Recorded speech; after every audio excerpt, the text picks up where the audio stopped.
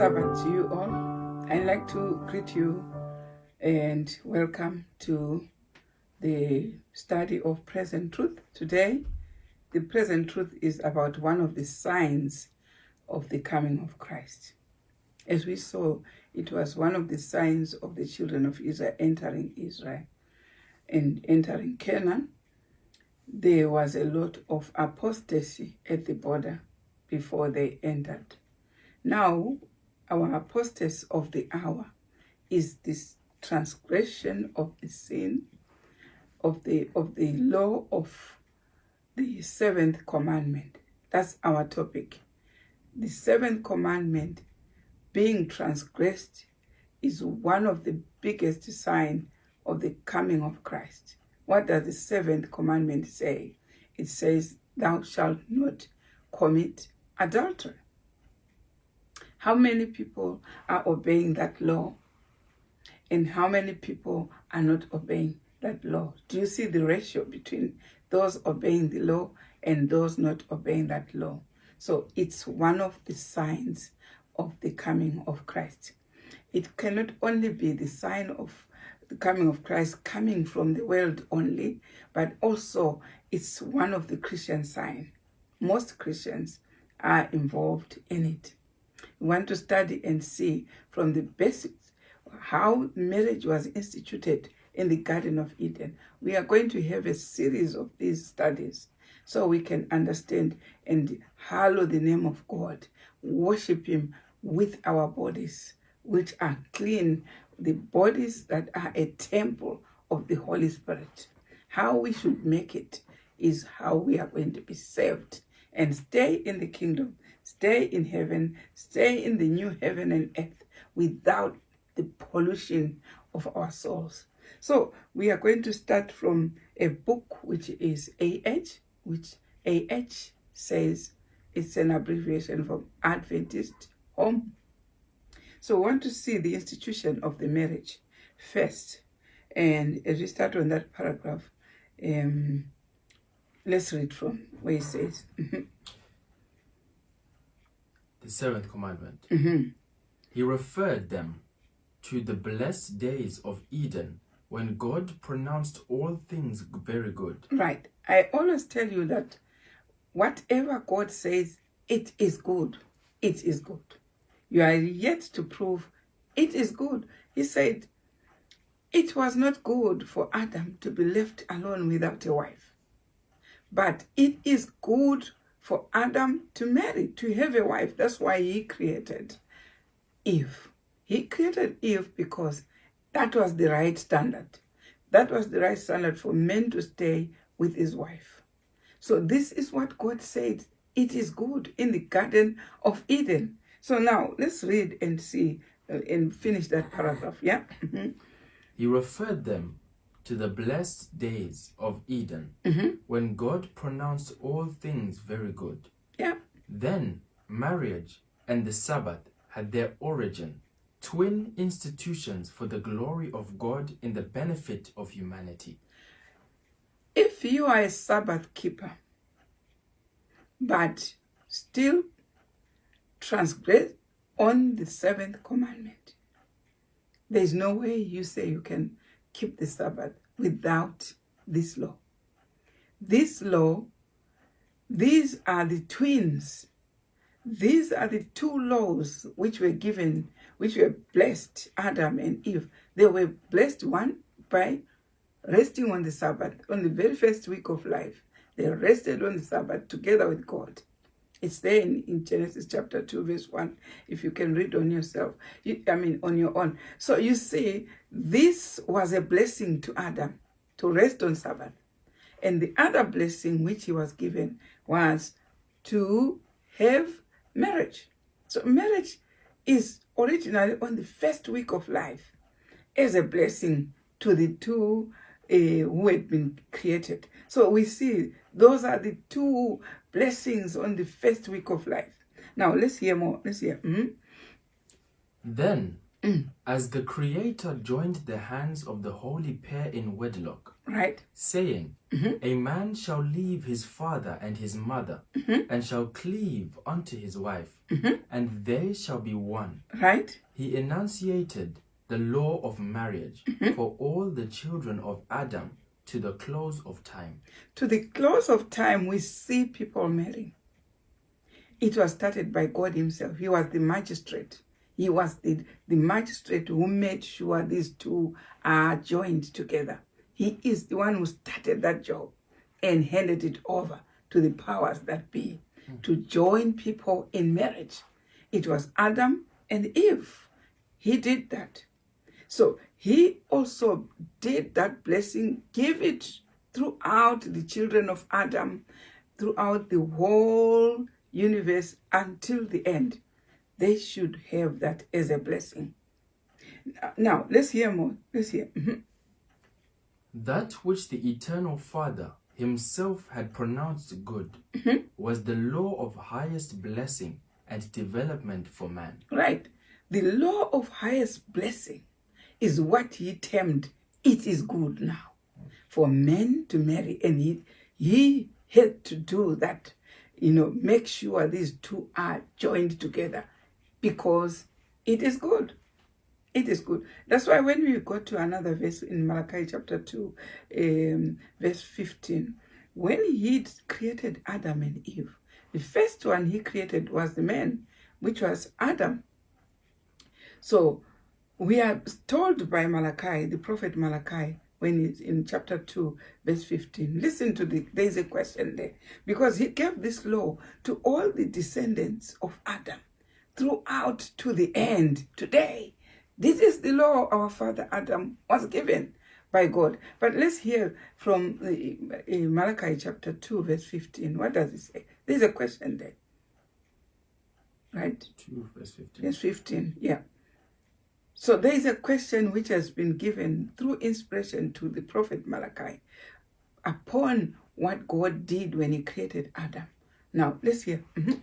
And did not he make one? Right? Yet had he the residue of the Spirit. That's right. When he created Adam, he had to mold the soil to make a man, and then he blew his breath. And so the man was alive because the breath came from God and he now started breathing. But did he finish all his breath? Did God finish all his breath? Malachi is saying, now, did he not make one man and also one woman and blew his breath on the woman, through the woman? Did his breath finish so that he can blow a lot of women? So that Adam would, because Adam was sleeping. So when he woke up, he found one woman. Yeah. If he needed several wives around Adam, he could have blew a lot of breath on several women. Now Malachi is saying, did he not make one when he had still the residue of his spirit to blow to another woman? Now listen to that. Let's hear. And did not he make one? One. Yet he the residue of the Spirit. And wherefore one? Why did he make one woman? There is an answer. We used to, we heard last night when it says there is an answer. The Bible has got a question and also provides an answer. Listen to the answer. That he might seek a godly seed. That he might seek a godly seed. So what is a godly seed? One man, one woman. Finished. That was the standard God brought on earth. And the Bible clearly says, did he not make one man? One woman for this Adam. He did not make several women. Why did he do that? It says he was looking for a godly seed. And there's a warning at the bottom there. Let's hear the warning. Therefore, take heed Right? to your spirit, and let none deal treacherously against the wife of his youth. The wife of your youth is the wife who Adam and Eve joined them together, because that was the wife of Adam's youth. And this is exactly the design which God made in the first week. Did he not make one woman, when there was still residue of the Spirit in him? Why did he make one woman? That's the question. And the answer is, he was looking for a godly seed. Now let's go back to the first paragraph we were reading. It says, that which the eternal Father himself had pronounced good was the law of highest blessing and development for men. Did you hear that? It's a blessing for men, and also it's a development. If you want to develop, that is the highest order of heaven. Get that blessing. But let's hear, our topic says, now this, the law in the 10 Commandments, there is one law, which is the 7th law, which says, thou shalt not commit adultery. And it says, that law being broken is one of the biggest sign of the coming of Christ. We will prove that one from the scripture. Now, let's hear another paragraph. It's a bit long. It's Patriarchs and Prophets. We want to go step by step with the Bible and the spirit of prophets. Patriarchs and Prophets, page 107, 4th paragraph. Let's hear that one. What does it say? God allowed man to leave Eden with some blessings. We know when they sinned, they were chased from the Garden of Eden out. But he allowed them to go with that blessing of marriage.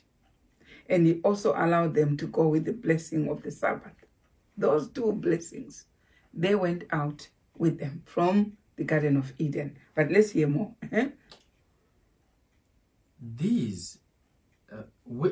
God allowed man to leave Eden with some blessings, right, which were highest blessing and for development of man. These enabled man to fight the devil better. These blessings, when you see your son grow and he's reached a reasonable age, then you should be thinking, I need my son to continue worshiping God. And the only thing you can do, which Abraham did to Isaac, was to look for a wife. He sent his servant Eliezer. I know the youth do not want to hear that this is the design that was in heaven. The servant Eliezer, and he directed that servant where to look for a wife for his son to marry. It was that design from God. And someone will say, no, I'll look for a wife for myself. But listen, that's why you quickly divorce, because your eyesight and your parents' eyesight are different. They know how to see deception. They know how to. This has been planted. Your God-fearing parents have been given eyes more than your youthful eyes. This is the design which was in the Bible. So we see that blessing. Abraham knew that if I want my son to be blessed, my son should be married. And thereby we saw Rebekah coming to be married by Isaac. That was the best blessing Isaac should have. That's why it says, when you get a wife, you have got a blessing from God. Why? Because which were the highest blessing and for development of men? These enabled men to fight the devil better. How does it? When the mind goes haywire and you feel you need a wife, a woman, the wife is there. This is how you fight the devil. But when the wife is not there, You start looking around here and there and there. That's why so many diseases are coming with that. That's why so many, problems that trouble the world are coming through that, because you come and sleep around and sleep around. This is what the devil wants you to do. But God says, if you marry, your wife will be there to make sure you fight the devil. Now, let's hear more. Let's hear more about that. Right. You remember, man had one language which achieved better unity due to wrong use. Right. Make your voice high a bit. You remember, man had one language which achieved better unity due to wrong use. Right. God took away the one language at Babel, and the result was serious tribal wars and divisions. Even gold and minerals were in abundance. Wrong use made God to put mountains on top of these minerals. The entire surface of the earth was changed at the flood. A third dreadful curse rested upon it in consequence of sin. As the water began to subside, the hills and the mountains were surrounded by a vast turbid sea. Everywhere were strewn the dead bodies of men and beasts. Right. So this is what happened. We know about the flood. After the flood, men had, if Genesis chapter 11 will tell you, men had one language. And that language, no nation has got it. No nation. I can see people going haywire looking for, when they want to mention the things of God, they want to mention in Hebrew, and they think it's more pious than others. But there was no language. The heavenly language was there up to the flood.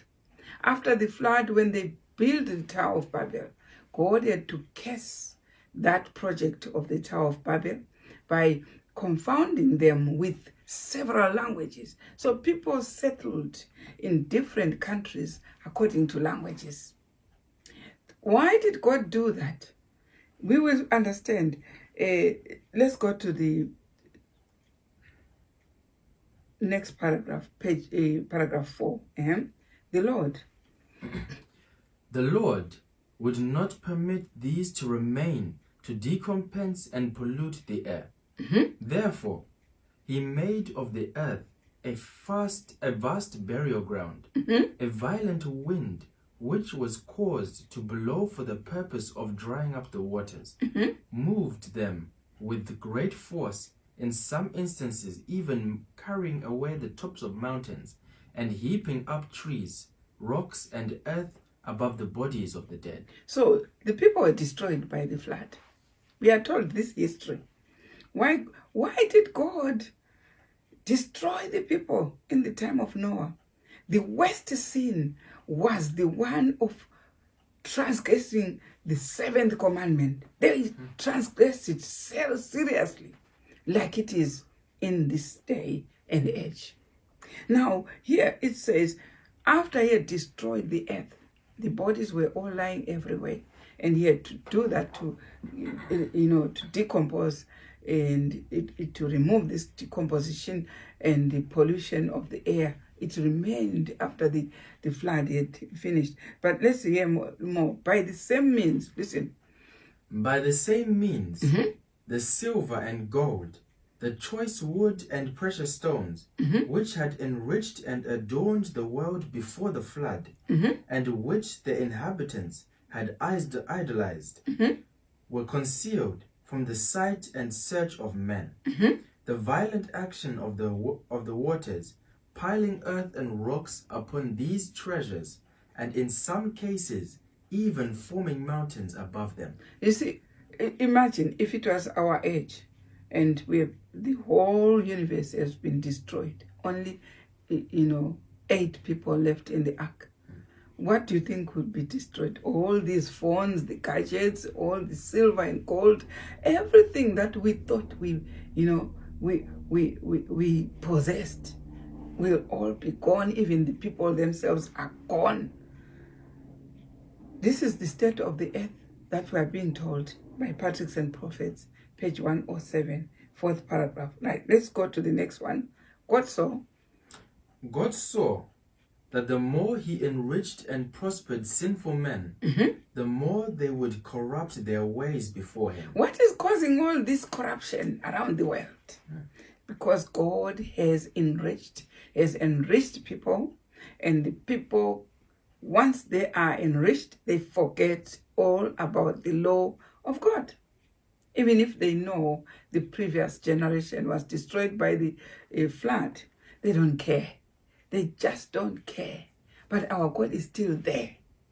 Because we have been enriched, we have all this, we can afford this, we can afford empires, we can afford this, and we forget about the living God. And sometimes that's why he comes to us, talking to us in nature. He talks through nature. Do you know that? He talks. All these floods we see, all these tornadoes, all these heat, devastating heat. We have seen it this week. There was a heat. Come Monday, Tuesday. God just showed you he can do it. And nobody regulates all that.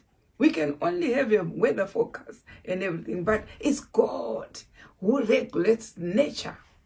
He can do that to show that he is there. He can do that.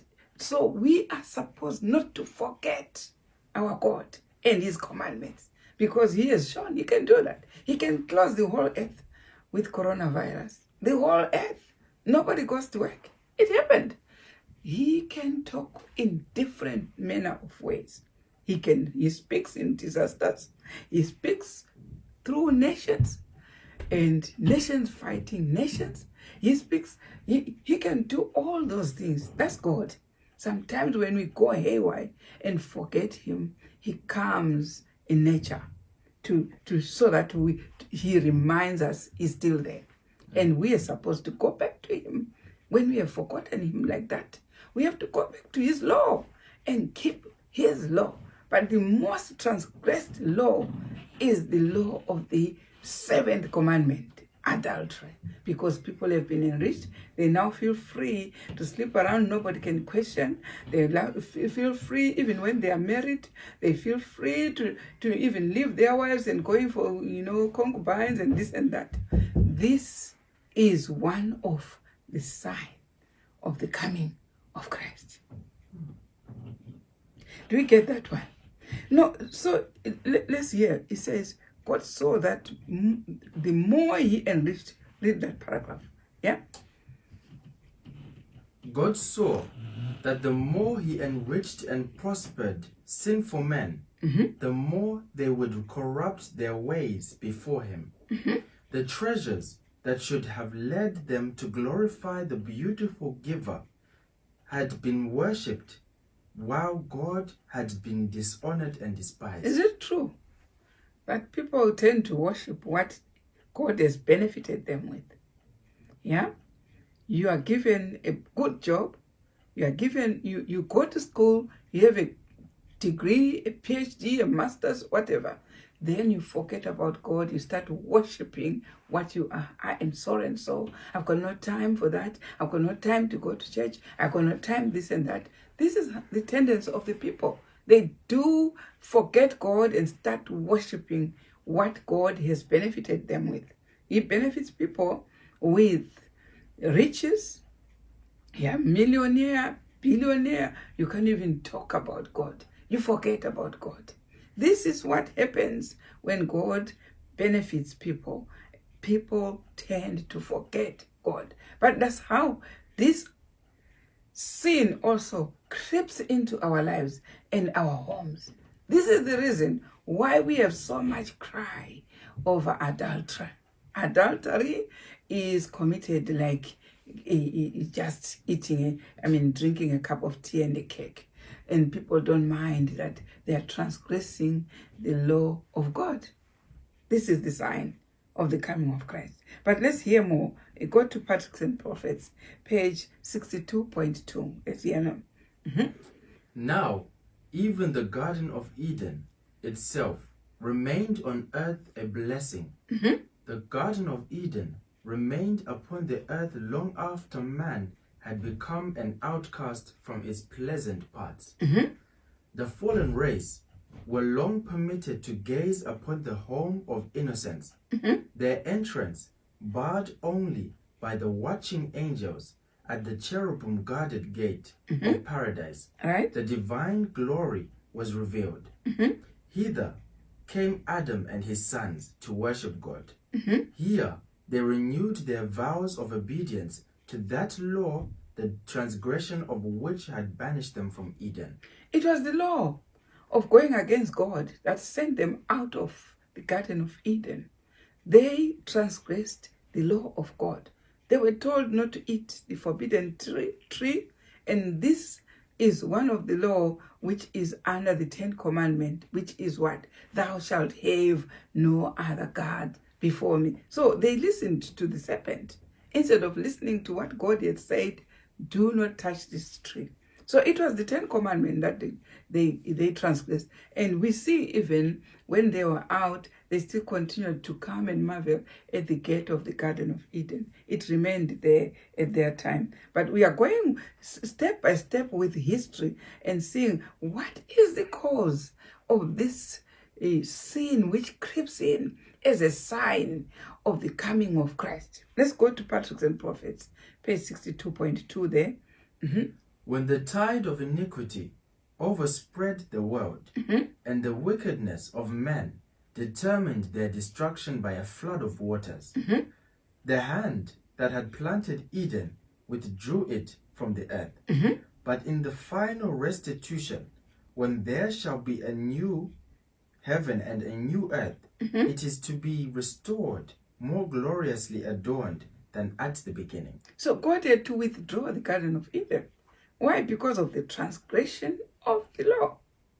Now, we see even in Revelation chapter 21, verse 1, the Garden of Eden is brought back when we are finally saved. So it's going to come back. But let's go to Genesis chapter 3, verse 18. We want to see what is the source of this, the root cause analysis of this sin. We want to find it. We want to dig deeper. Go to Genesis chapter 3, verse 18. Yeah? Thorns also and thistles shall it bring forth to thee, and thou shalt eat the herb of the field. God still said to Adam after the... Okay, this MH. Right. So we see in the same paragraph where we are reading, it's MH 31. 311. Read that point. God still said to Adam after the fall, continue with herb. We lost the Edenic diet after the flood. That's one point I'm looking for. What was the Edenic diet? In Genesis chapter 1, verse 29, we find there was an Edenic diet. That one, anyone who was in the Garden of Eden was supposed to have that diet. Listen, Genesis 1, verse 29. Yeah? And God said, Behold, I have given you every herb-bearing seed, which is upon the face of all the earth, and every tree in the which is the fruit of a tree yielding seed. Right. To you it shall be for meat. So that was their diet. Yeah? The diet of man was prescribed by God. It was herbs, seed-bearing herbs, all the things that come from the ground. That's why we saw in Genesis chapter 3, verse 18, it says, thorns also and thistles shall it bring forth to thee, and thou shalt eat the herb of the field. And we saw even the next verse in verse 30 there. What are the animals supposed to eat? And to every beast of the earth, and to every fowl of the air, and to everything that creepeth upon the earth, right, wherein there is life, I have given every green herb for meat. And it was so. So you see, go to the animal world. God prescribed food for them as well. That's why he has no problems with animals. He have no problems. That's why even when Corona comes, when it came to human beings, It did not come to animals. The animals are okay. They did not change their diet. We did change our diet because he knew that diet will make our mental capabilities stable and sober all the time. But here, let's hear what the comment from Ministry of Health, which is MH 311. God still said, listen. We lost. Yeah, God still said to Adam. God still said to Adam, after the fall, to continue with herb. We lost the Edenic diet. After the flood. After the flood. Right? The diet appointed man in the beginning did not include animal food. Right? Not till after the flood, when every green thing on the earth had been destroyed, did man receive permission to eat flesh. Right. So we see after the flood, the vegetation has been destroyed. Men come, they have nothing to eat, and that's where God prescribed them to eat animals. It was a temporal measure until vegetation is, springing up. But people had to cling. Once you test it, you will cling on it. You won't even like the vegetables. But it was for a purpose. Why God gave us these vegetables, herbs, whatever. The animal is grazing outside the kudu. Don't take these animals that are, taken as pets and given other things that we don't know. But go to the bush, the jungle itself, and you see the kudu, the fox, everything. Nobody prescribes any tablets for them. Is it true? Is it true what I'm saying? Nobody prescribes anything for them. They live their lifespan because they are still hanging on the diet which came from Genesis 1 verse 30. We have a lot of things that we should go along with because we've perverted the diet. We have a lot of things. You can imagine how many tablets go into the system in people because the diet was perverted. This is what we are being told by the study here. Now let's hear, as we read, we are going to find that God still said to Adam, after the fall, continue with herb, but we lost the Edenic diet after the flood. That's where people were introduced to the diet which is from animals. So as a result, when we lost our diet after the flood, the diet was lost. And people who were born next after, they forgot that the previous generation was just vegetarian. So once they were introduced to animal food, they clung to animal food. And we lost the Edenic diet. And there's something that crept in. Once you lose the Edenic diet, something comes into play. Let's read from Patriarchs and Prophets, page 311. Let's continue, right? And as a result? And the result was a drop from 900 years of living to less than 100. That's where we landed. We lost the original diet. And where did we go? We went now to a very short lifespan. People who were vegetarians in the time of the Edenic, Adam himself, went up to 900 something years. 900, not only 100, but 9 of the hundreds. Why? He was on original diet. We lost all that in the Garden of Eden. We lost through the flood. And because God had introduced the animal food to take, not all the animals, like what other people are now taking, all of them. But it was with particular emphasis. This one has got this one choose the card, this one doesn't.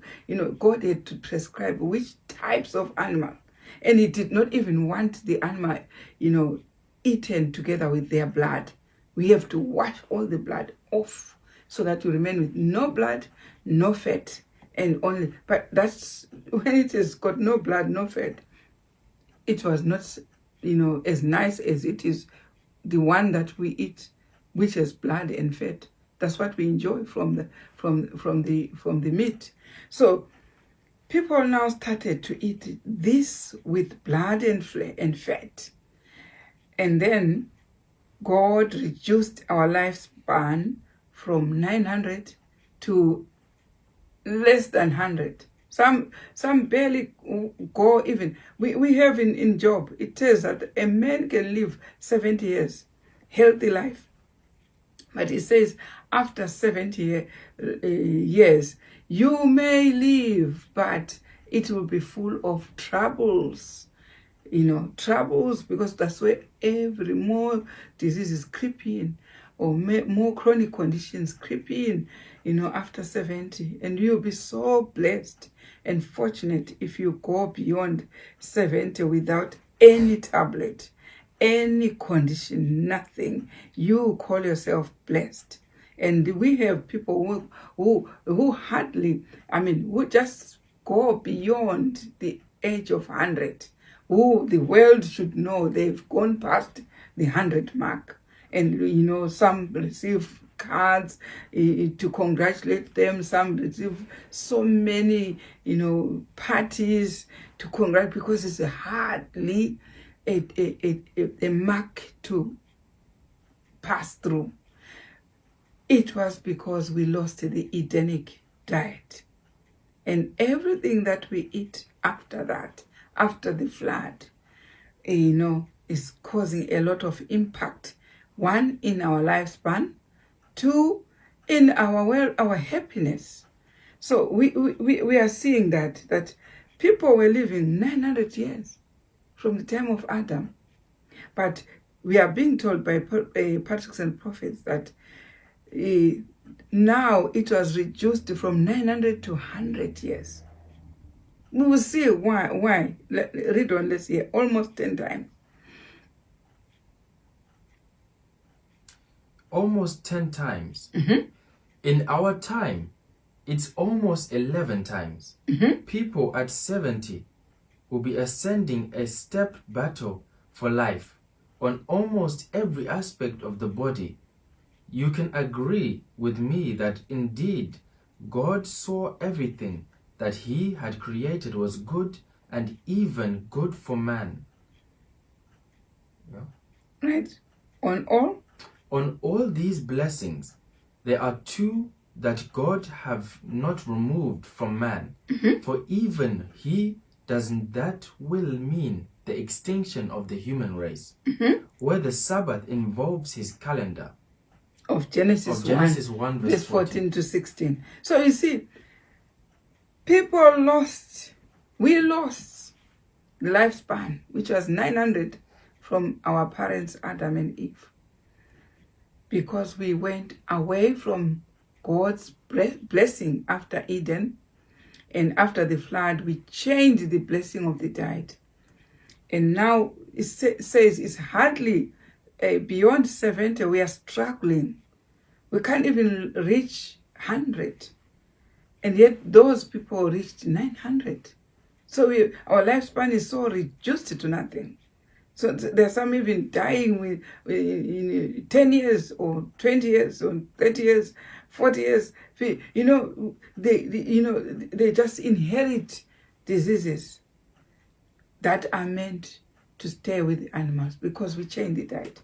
We changed the diet, and the fruits that we have, the vegetables, the seed bearing, were the ones supposed to mold our health in our bodies, to make sure that, when we are preaching about health to people who need health, you cannot teach them anything and avoid talking about vegetables and fruits. You cannot. Anyone who is constipated, you tell them you need fiber, you need to eat fruits, you need to eat vegetables.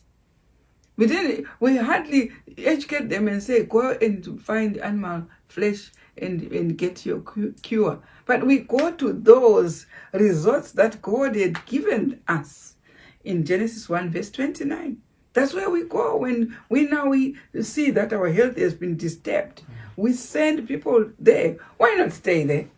Why not only go there when you are ill, but stay there like it is with the kudu and the fox. They stay there on the ground. That's where they take their food. So this is food for thought for us. How did we come to this degraded, sin, which is a sign of the coming of Christ? How did we come to that?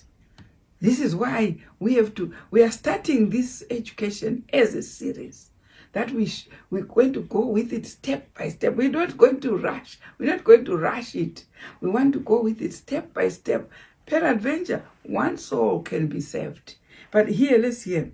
In our time, we are said we have been reduced 11 times from the 900 that our parents were living up to. Now, let's hear. We know that the Sabbath. We know that the Sabbath always go with the yearly feast. Once you say Sabbath, there's no way you should avoid the festivals. I have seen some people talk about the Sabbath and they want to say if the festivals have been nailed. What was nailed to the cross was the animal sacrifice. But the festivals are still there. They are binding.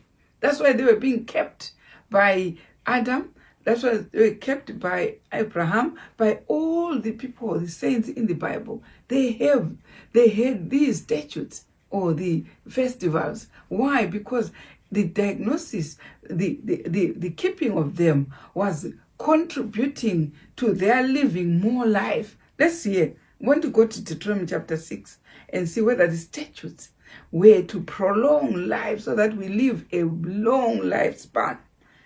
They were to prolong our health. Now let's go to Deuteronomy chapter 6, verse 24. Start from 24. We see the advantages of these statutes.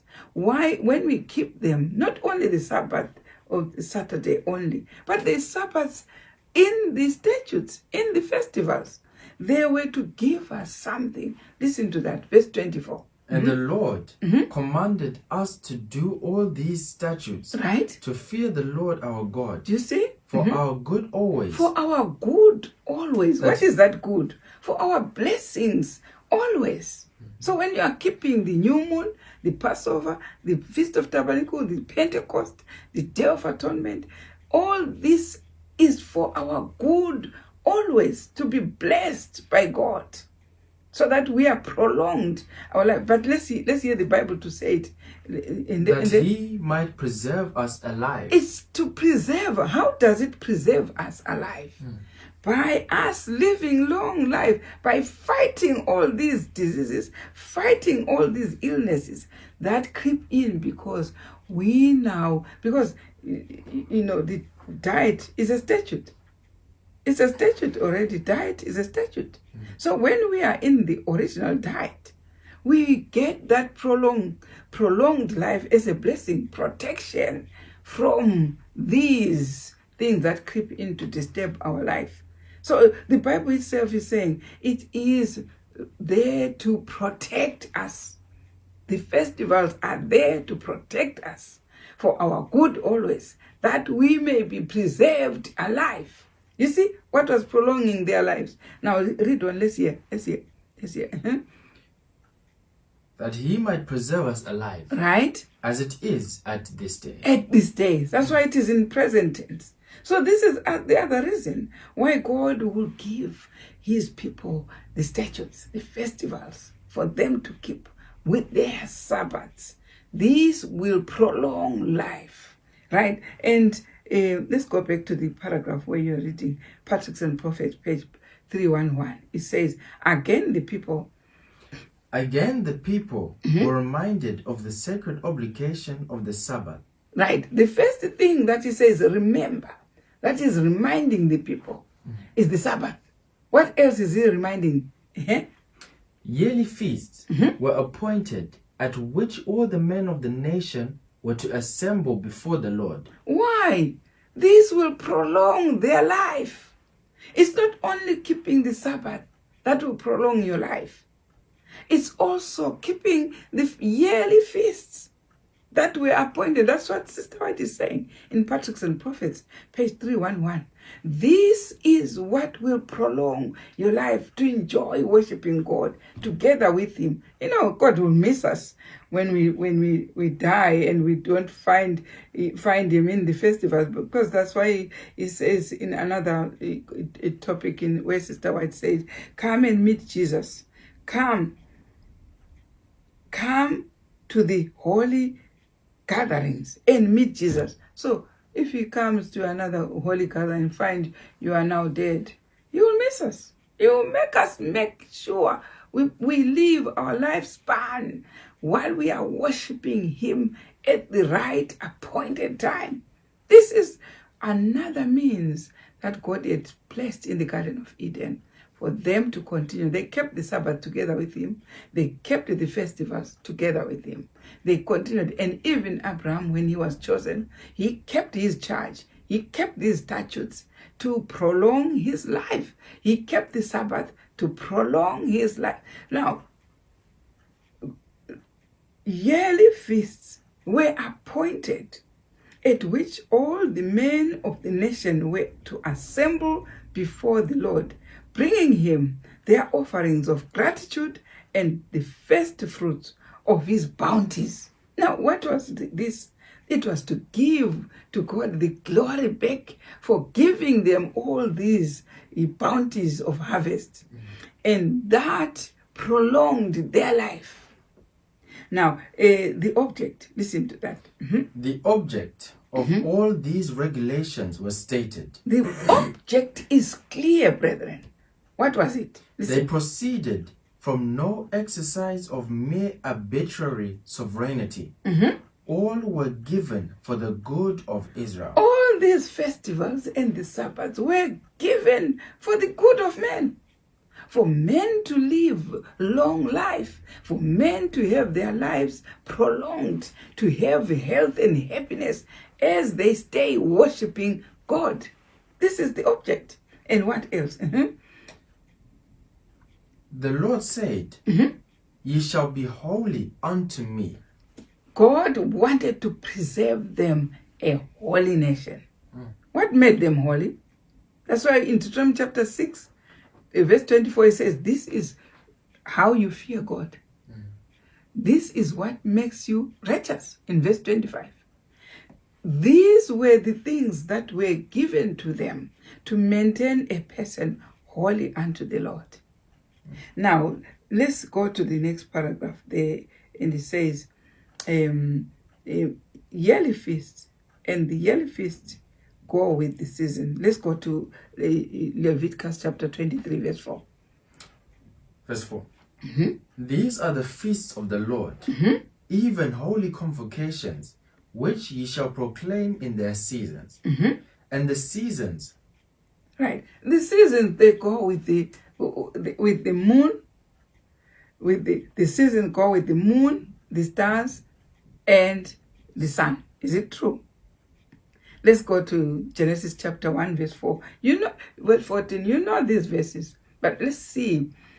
Do the seasons go with the yearly feasts? Yes.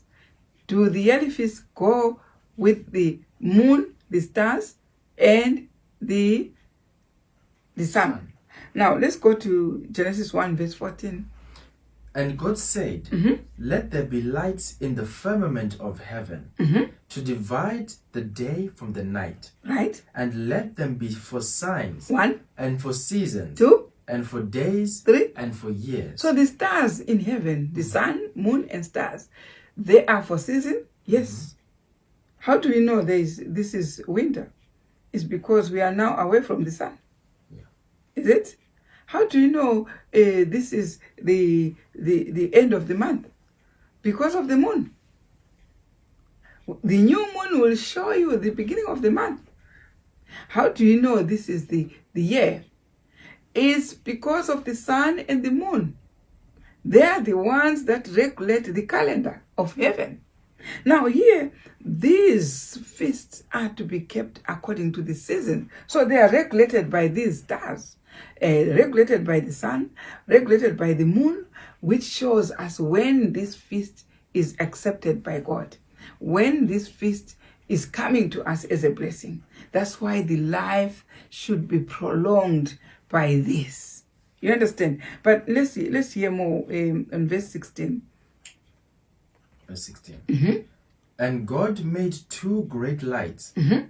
the greater light to rule the day, Mm-hmm. and the lesser light to rule the night. And that's why he now says in Jeremiah chapter 31, go to Jeremiah chapter 31, verse 35 is there to 36. That's why God clearly now say, after creating all these, he says in Jeremiah chapter 31, verse 35. Let's hear that. Mm-hmm. Thus saith the Lord, Thus saith the Lord, which giveth the sun for a light by day, right? and the ordinances of the moon and the stars for a light by night, Yeah, which divideth the sea when the waves thereof roar. right? The Lord of hosts is his name.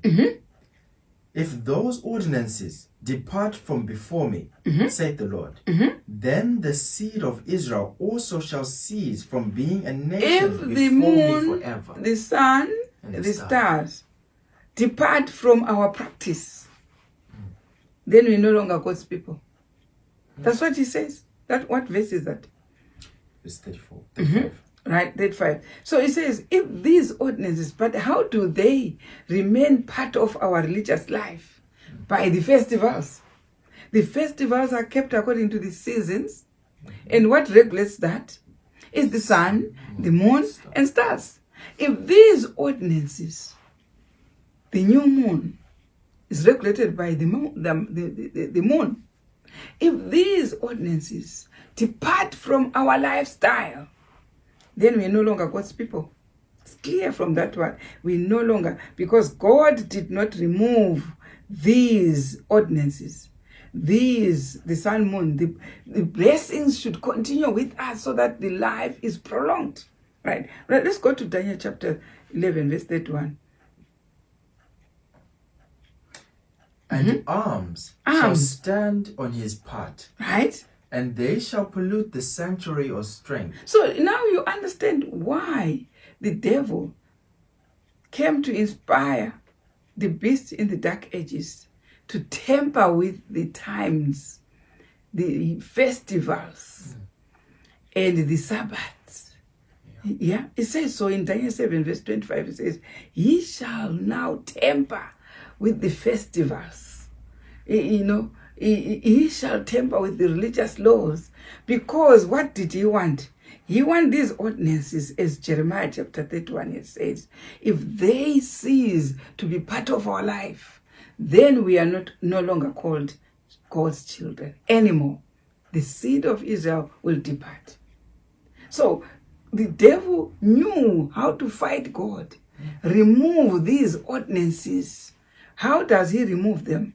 By changing the times and the festivals and the laws. Then we remain without these ordinances, because he knew from Jeremiah chapter 31, verse 35 that if the ordinances of the moon, the stars, the seasons, because there are feasts which are kept in their seasons, in those which are regulated by these, the moon, the stars, the sun. And then if we just worship anywhere, anyhow, without this regulation of the new moon, regulation of the Passover, regulation of then it means we do not have the ordinances that God vowed to say, if these ordinances are removed, then you cease to be my people. It says so in Jeremiah chapter 31. That's why the beast concentrated on those ordinances, changing the festivals and changing to make sure people don't belong to God. Now, we thank God for Naomi will tell us what Naomi is saying. Go to Naomi chapter 1, verse 15. It says, what? Behold upon the mountains. Then we are thanking God. Behold upon the mountains. God has given us Elijah's message. Elijah comes upon the mountains. What does it say? The feet of him that bringeth good tidings, that publisheth peace. O Judah, Right? keep thy solemn feast. So that blessing which was given to Adam and Eve, which they brought out of the Garden of Eden and inherited by Abraham and all the saints, is now brought back by Elijah the prophet, so that the people are maintaining their holiness. Yeah? So let's hear. And it says, right? Of him that bringeth good tidings, that publisheth peace. O Judah, keep thy solemn feasts. Right. So what are the things that mark the end? The Sabbath and the feasts. Then we are back now to, O Judah, keep thy solemn feast, for the wicked one will surely be cut off. It says so in that verse when you finish it. So these twin blessings which came out of the Garden of Eden, which was given to Adam and Eve, you find that the devil now, he fights by telling people there are no festivals. That's the first thing. If he does not get you there, you go ahead and keep the festival. He will get you on the marriage. He will fight the marriages. He will make sure you transgress the marriage. So if he can't get you on the feast, he will get you on the adultery, on the seventh law. These are the two weapons the devil has to make sure he pollutes even a feast keeper. Make sure, we can't get this person on the Sabbath. Yeah, he's keeping the feast precisely.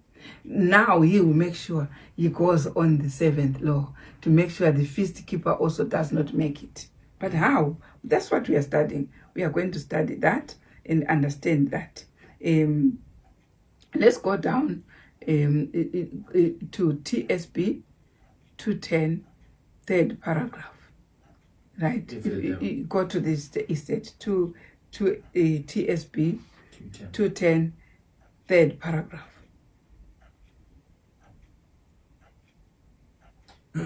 Paragraph.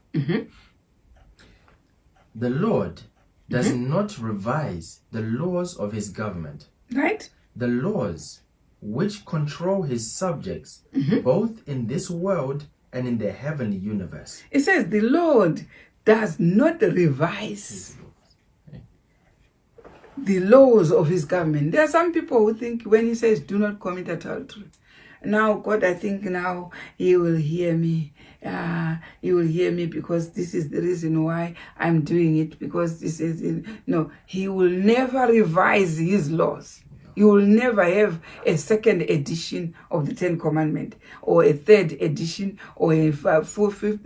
He will never revise his laws. What he gave on Mount Sinai is clean. And no one will revise it. If Christ said in Matthew chapter 5 that even a dot or a comma of the commandments, if you displace it and even teach others to do so, you shall be the least in the kingdom of heaven. So he does not revise his laws of his government. We are used to edition 1, edition whatever edition, but the Bible has no edition. The Bible, the laws of God, which have been said in the Mount of Sinai, they have no edition. They are one and only. Now listen to that. Let's hear. Natural laws, right, must be obeyed. What are these natural laws? What he gave us to work. That's a natural law. If you don't work, you die. Finish. If you don't exercise, you die. End of story. What did you die of? Because you are inactive. That's a natural law. They must be obeyed. Rest is needed. You keep yourself working, that should be obeyed. Go and rest. That's a natural law. If you don't rest, you will die. Another natural law, you should drink good water supply, adequate. If you don't, you will die. Sunshine, you should have sunshine. Vitamin D. If you don't, you will die. All these are natural laws. They are natural laws. There are so several of them. God gave them for us to be happy. Now here it says natural laws must be obeyed. They must be obeyed. And what? But you were so determined to obtain your wife that you broke down every barrier and broke God's law by yielding up the Sabbath, and you have been reaping only that which you have sown. Now you see somebody who will let go of the Sabbath. And it says once you do that, the next law you are going for is the law of the seventh commandment. You're going to break once. There is no way you can break the Sabbath and uphold the seventh law. There's no way you can do that. Or even there's no way you can. It says so in James. Go to this state. James chapter 2 verse 10. It says clearly there's no way you can keep one and break the other. It's verse 10. For whosoever shall keep the whole law, if you keep the whole 10 commandments and yet offend in one point, and offend in one of the laws, he is guilty of all. You are guilty of the whole. So there's no way you say, I'm a feast keeper, I am keeping the Sabbath while you are breaking the seventh command. Never. It's all trash to God. That's trash. Why? Listen to that. The next verse. For he that said, do not commit adultery. Because the one who said, keep the feast, keep the Sabbath, is the same one who said, listen to that. For he that said, do not commit adultery, said also, do not kill. Is it not the same writing? It is. The same writer. So how can you listen to the same writer on one point and offend the next point on the same point? So it says clearly, if you break one law, you break all of them. Right. So here we are saying God will never revise his law to suit anybody. He will never. If the law says do not break, do not commit adultery, it's clear. It will never be revised to suit anybody. Now, let's go to the next paragraph, TSB 210, second paragraph. Right? What does it say? 210.2. When you gave up the Sabbath for your wife, she rejoiced that she had gained a victory, and Satan also rejoiced. But when she accepted a man who was willing to sell his Lord for her, she could not look up to him and honor him as a wife should honor her husband. Right. So go to next way the paragraph says here in the book that I gave. I was then shown that the attitude you manifested in your home life was unchristian. Right. What attitude did this man manifest? Let's see. You began your married life by accepting a false Sabbath. The first thing, he offended the Sabbath. He transgressed the Sabbath. By what? By making sure he married somebody who was, according to the law of God, she was supposed to marry a Sabbath keeper. You are supposed to marry a Sabbath keeper. So it says the first thing, let's read it and hear what happened. You began your marriage. You began your married life by accepting a false Sabbath and by sailing under false colors. But a wife that was obtained by selling principles of truth could not bring peace or happiness to the purchaser. God was dishonored by your action in this matter, and his truth was trampled in the dust. Take note of that point. It has not failed, right? And we can be sure that it will not fail. Do you see the trade there?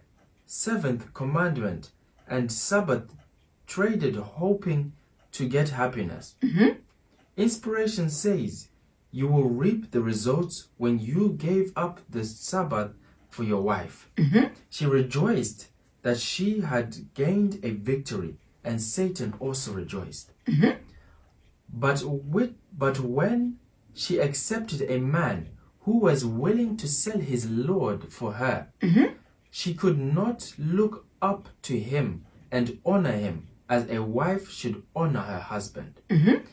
When she married you under these circumstances, she did not distinguish between a heaven-born love and an earthly love, not of divine origin.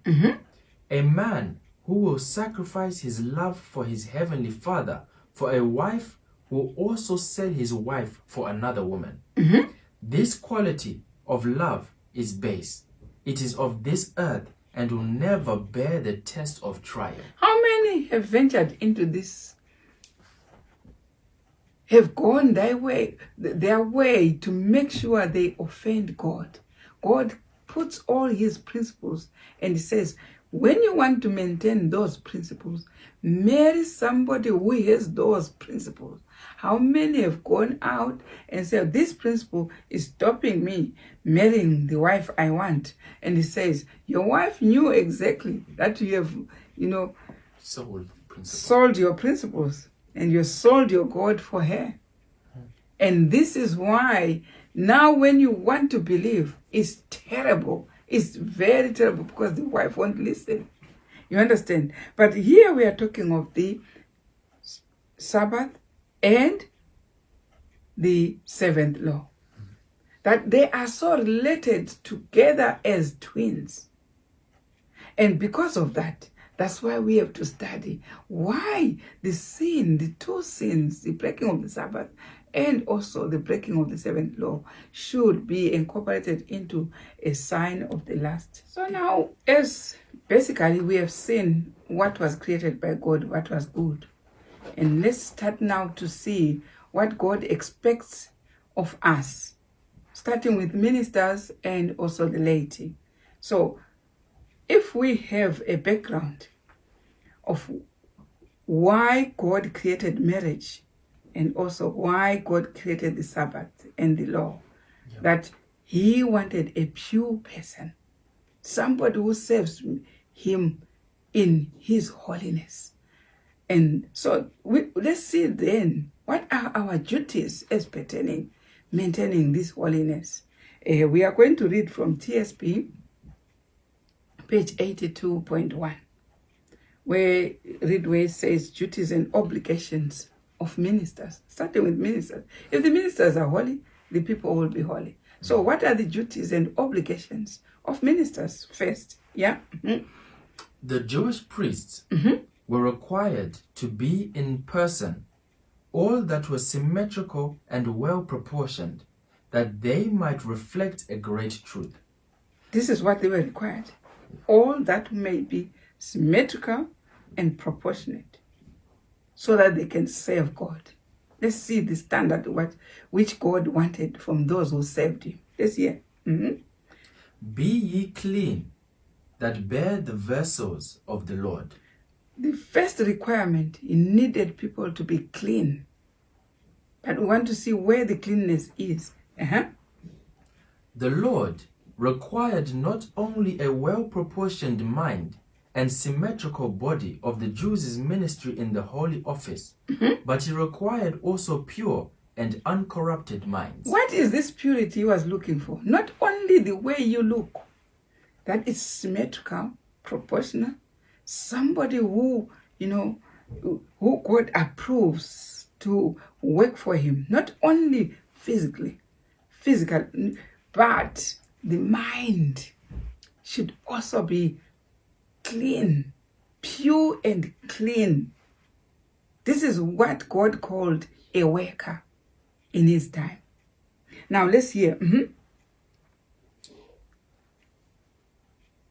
The Lord required not only a well-proportioned mind and symmetrical body of the Jews' ministry in the holy office, but he required also pure and uncorrupted minds. Pure and uncorrupted minds. Right? Let's hear. And he requires no less of us in this dispensation in the ministry of the gospel. And in this dispensation, in our time, that's what he is looking for. Right, let's read on. He's called and chosen are to show forth the praises of him who had called them out of darkness into his marvelous light. That's what the minister should display. If minister is called and chosen, there should be symmetry in body, symmetry also in the mind, pure uncorrupted mind. And this is what God requires of us today, not by then only, today, right? And let's hear. What a man is has greater influence than what he says. That's one norm. What you are, symmetrical, proportionate, someone with ability to serve God. What a man has greater influence than what he says. So many ministers want to say, do as I say, not as I do. But what you do and what you are, what people know you to be, uncorruptible, and pure, with the clear, clean thoughts, the people should read through your mind to say this is what you are. It's more of an influence than what you say. Yeah. So many ministers concentrate on what they say, but what they do, nobody should talk about it. Nobody should talk about it, but they say sold as sin. No, it's sold as how you are. Sell yourself with what you do, what you are. If they know you to be corrupt, whatever is going to come from your mouth is also corrupt. But let's hear more. The quiet, consistent, godly life is a living epistle, known and read of all men. That's what God is expecting. And a man may speak and write like an angel, but his practices may resemble a fallen fiend. God will have the believers of the truth zealous to maintain good works. We should be zealous to display what God has in our way of life, so that even without preaching, God can actually, the people who watch us can actually say, truly these are the people of God. It is through what we are, not what we say. And let's go to the next paragraph. As they occupy high positions, they will be tested by a higher standard. Then come when we clear for these posts. We need them. We run for dear posts. But one thing we don't realize, we get a post, the next thing is you are tested. You need to be tested in that post. And so many people fall over when they are tested. The devil is going to test us while we are working for God. So before you think about a post, think about all these tests as well. How are you going to manage through? You need a pure life. Now here is saying, as they occupy high positions, they will be tested by a higher standard. God wants that higher standard. Now let's move on. Yeah. They will be sifted. And they will be sifted. Defects and vices will be searched out. People will search your life. So don't say, why me? Why me? Why you? Because of the post. People will search. People will talk about you.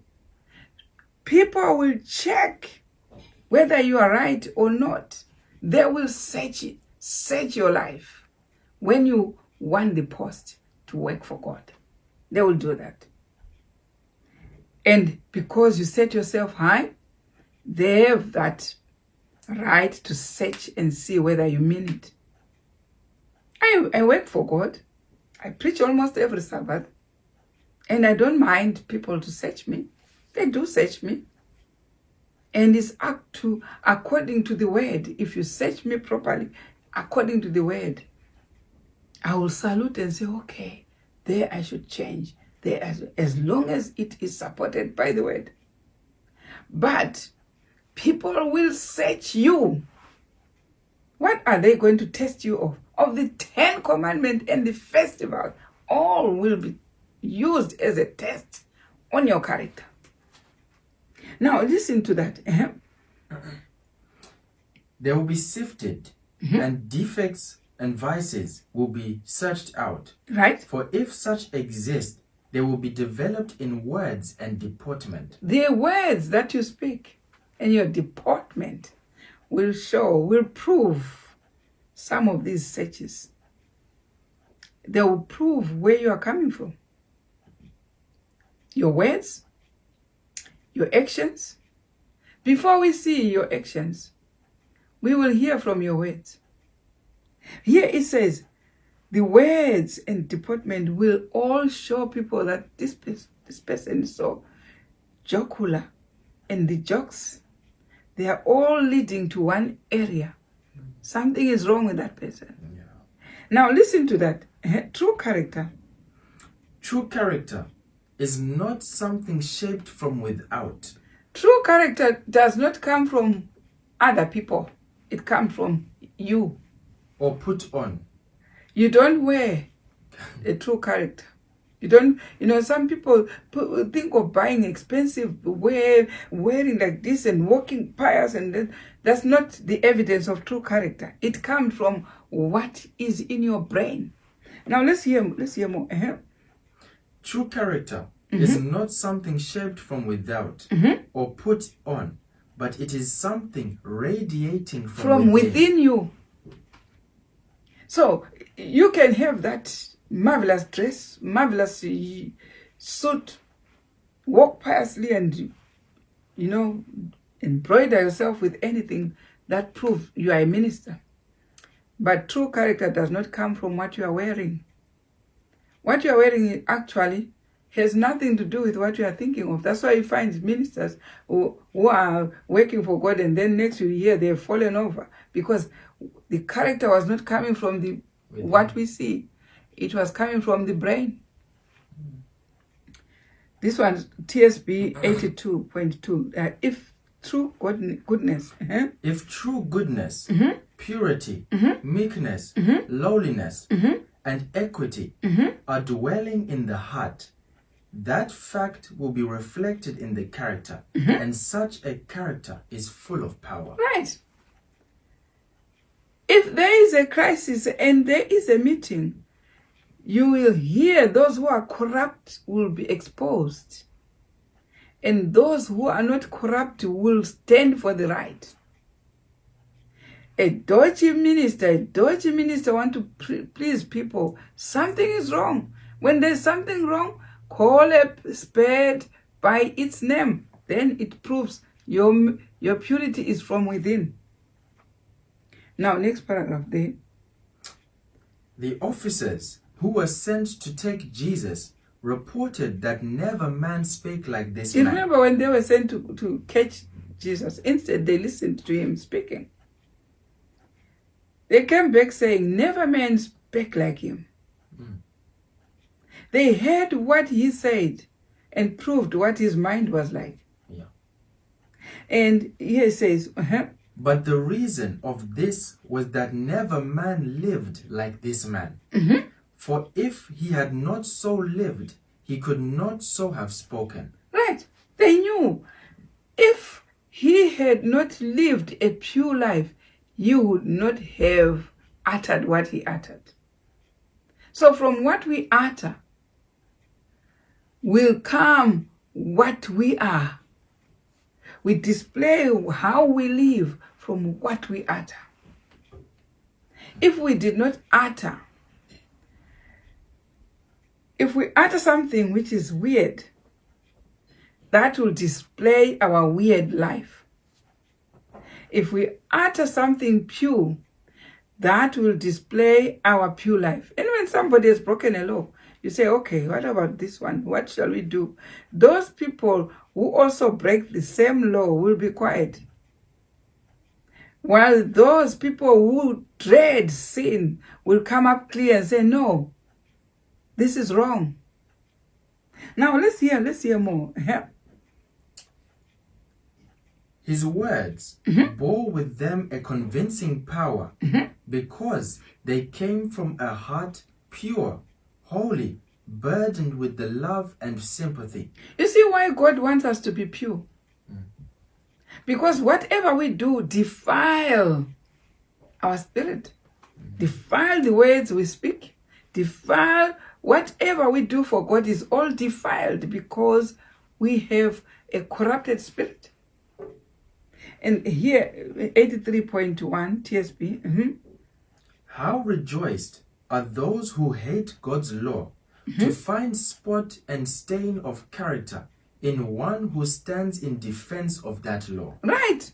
If you start accusing somebody who makes sure the law of God is upheld, you say, how rejoiced are those who hate God's law, to find spot and stain of character in one who stands in defense of that law. When you defend the festivals, defend the commandments, and people find joy in criticizing somebody who defends all that, is because their spirit is defiled. Because they hate the law. And what? They are only too glad to cast a reproach upon all the loyal and true, because of the faults and impure practices of a few. Right. So, those who cast evil directed to those who are upholding the law, those who are denouncing what is wrong, this is wrong, and they want to hate people who uphold the law, is because their lives are not upright with God. Now, here, let's go to point 83.2. There is eloquence in the quiet and consistent life of a pure, true, unadulterated Christian. We shall have temptations as long as we are in this world. But instead of injuring us, they will only be turned to our advantage if resisted. The bounds are placed where Satan cannot pass. He may prepare the furnace that consumes the dross, but instead of injury, it can only bring forth the gold of the character, purer upon higher vantage ground than before the trial. Now you can see how God is so thorough with us, making sure we are upright. But here, let's proceed to TSB 83.3. At Baupur, the crime that brought the judgments of God upon Israel was that of licentiousness. We have seen what was corrupting them.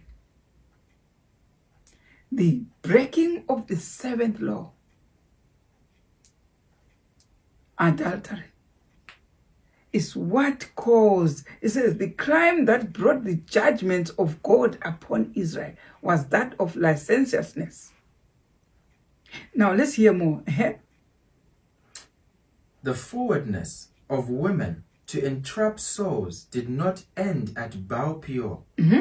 Notwithstanding the punishment that followed the sinners in Israel, the same crime was repeated many times.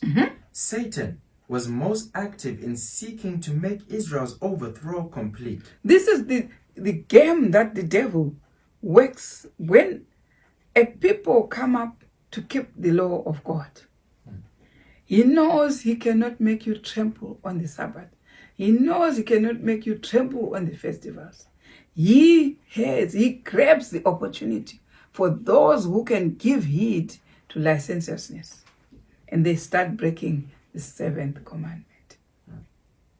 This is how he made sure he polluted the whole Israel. We saw at Baupur. And then what? Satan was most active in seeking to make Israel's overthrow complete. Do you understand? If there is one weapon the devil uses to overthrow a people who have stood bold for God, is that law. That's why I say it's a sign of the coming of Christ. Here they were about to inherit the kingdom, which was Canaan. And this is what the devil used. He used licentiousness. They broke the seventh law. Now let's hear more. Balak, by the advice of Balaam, laid the snare.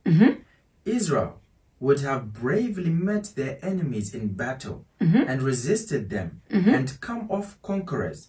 But when women invited their attention and sought their company and beguiled them by their charms, they did not resist temptations. They were invited to idolatrous feasts, and their indulgence in wine further beclouded their dazed minds. Right. You see how the devil polluted the whole movement as it was proceeding to the kingdom. That was the last weapon to someone who wants to worship God. He knows he cannot say now the feast were nailed to the cross. He cannot say now the Sabbath is no longer to be kept. No. The only weapon is the seventh law. Let's read that one for the last. Near the close of the earth's history. Near the close of this earth's history, Satan will work with all his powers in the same manner and with the same temptations wherewith he tempted ancient Israel just before their entering the land of promise. That's why I say that's the last sign. If you hear of licentiousness, the law, the seventh law, being broken by some people who claim to be Sabbath keepers, then we are at it. That's the time of the coming of Christ. Because that's what was used at the first movement. And in the last movement, the devil will use that weapon. But only those who will be steady with God and follow as thus saith the Lord and maintain purity and maintain their minds fastened to God will not be part of those who will yield to such temptations. But let's hear more. He will lay snares. He will lay snares for those who claim to keep the commandments of God. Yeah, especially those stars we once admire. You wonder, the star goes dim because the devil has laid a snare and they yielded to the snare. Now listen to that. He will lay snares for those who claim to keep the commandments of God and who are almost on the borders of heavenly Canaan. Did you hear that? So it's one of the sin that we have to run away for dear life. Yes, we have accepted the Sabbath, the 10 Commandments. We have accepted the festivals.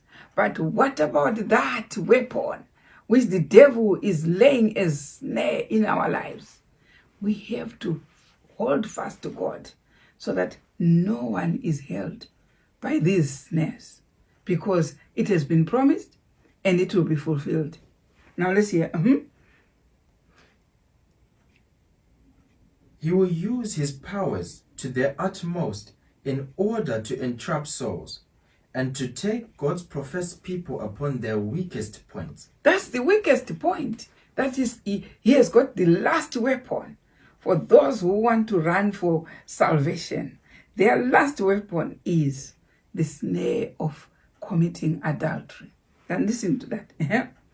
Those who have not brought the lower passions into subjection because to the they have not powers. Brought the lower passions into subjections to the higher powers of their being. Right? Those who have allowed their minds to flow in a channel of carnal indulgence of the baser passions.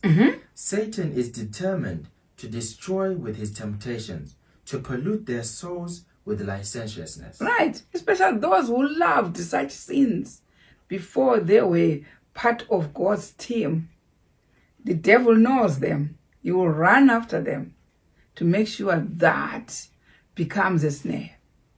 Now this year, anyone being sealed right now, run away. Run for dear life. Run for dear life. This is the snare, because he cannot convince you to let go the Sabbath, to let go the 10 Commandments, to let go the festivals. He will convince you to be licentious. The next paragraph is a bit interesting. He is not aiming. He is not aiming, especially at the lower and less important marks. He does not aim at anybody who is not doing anything. He aims at Listen to what. But he makes use of his snares through those whom he can enlist as his agents to allure or attract men to take liberties which are condemned in the law of God. He has a list of people who are zealous for God. He knows this one done, next done, that one done. And to some, he does not even have to have full power. He just, they just follow because he knows men are weak in that point. Listen to that. And men in responsible positions, Right? teaching the claims of God's law, right? Whose mouths are filled with the arguments in vindication of his law, against which Satan has made such a raid. Over such he sets his hellish powers and his agencies at work, and overthrows them upon the weak points in their character, knowing that he who offends on one point is guilty of all. You remain saying festival, let's go to Israel, let's what he has done with you. He has done he knows when you break one, you have broken all of them. This is what we have to mind before we cross over the border to Canaan. This is what we have to mind. Listen to that. Thus obtaining complete mastery over the entire man. Finish. That's how he came. That's how he came to Solomon. A very magnificent king who pleased God. But he fell over because of licentiousness. Fell over. Yeah.